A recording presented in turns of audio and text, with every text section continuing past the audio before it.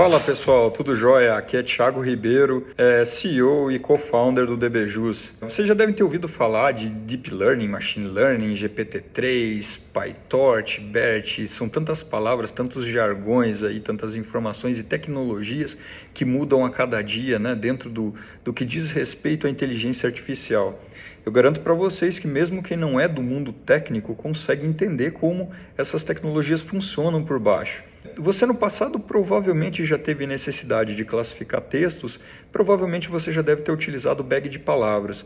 Nada mais é do que um conjunto de palavras que, uma vez detectado dentro de um determinado parágrafo, de um conjunto de textos, classificamos esse texto como categoria A, B ou C. O problema é que a manutenção desse bag de palavras é extremamente difícil. Você sempre descobre uma palavra nova, a variação daquela palavra ou um contexto diferente que acabou sendo aplicado. Você tem que criar listas de exclusão para os falsos positivos, ou seja, acaba se tornando um pesadelo manter esse bag de palavras de pé. As novas tecnologias, por outro lado, elas já facilitam muito esse nosso trabalho, porque não só elas têm a capacidade de entender contextos, como elas não exigem que a gente tenha e faça todo esse trabalho de imaginar todas as possibilidades, treiná-la com todas as possibilidades, não precisa.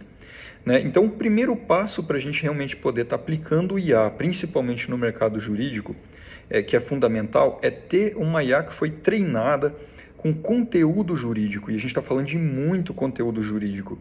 Né? Não só o português por motivos óbvios, né? O porquê do português, mas principalmente no mundo jurídico, porque existem muitos jargões e empregos de determinadas palavras específicas dentro do contexto jurídico.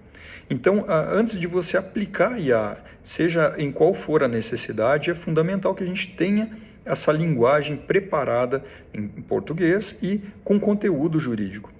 Uma vez que você tem muito desse conteúdo, aqui no DBJUS, por exemplo, nós temos centenas de milhões de processos com informações de capa, andamento, são mais de 10 anos de diário oficial, diário de justiça, são muitos documentos de autos, desde petição inicial, sentença, acórdão, o que imaginar. A gente tem essa capacidade de usar todo esse conteúdo, ou seja, a nossa IA sim vai conseguir interpretar qual o relacionamento, né, o contexto entre uma palavra e outra, qual que é a similaridade entre palavras, ou seja, mesmo que eu nunca treine uma IA com um determinado conjunto de palavras, a IA vai ter a capacidade de reconhecer esse tipo de texto e identificar e fazer uma classificação, por exemplo.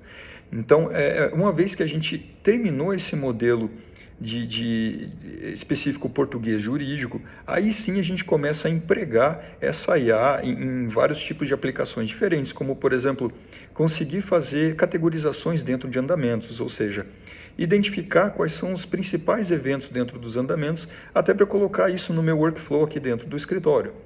Então, saber se saiu uma audiência, uma citação, se houve um depósito, um pagamento, um levantamento e tantos outros eventos, né? Um arquivamento, um trânsito em julgado, enfim, é infinita a lista de possibilidades.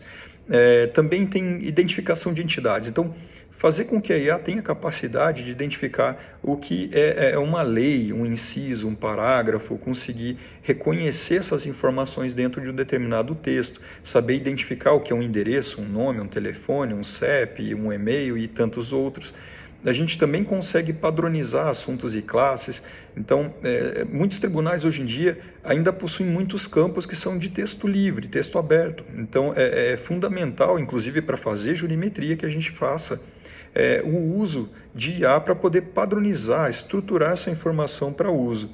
Então, fora isso, tem infinitas aplicações que a gente pode estar utilizando. Identificação de sentenças, conseguir extrair informações de números, juros e dentre tantas outras informações por aí. A gente pode usar IA para fazer resumos, IA para perguntas e respostas, ou seja, uma IA que tem a capacidade, a partir de uma determinada pergunta, identificar no texto onde se encontram as informações de resposta. Então, são infinitas as aplicações. Eu convido a todos que gostariam de entender um pouquinho mais de como utilizar essa IA na prática, que venha nos visitar aqui na Fenalol. Traremos cases de sucesso para estar apresentando um pouquinho mais para vocês. Obrigado, turma. Um abraço a todos.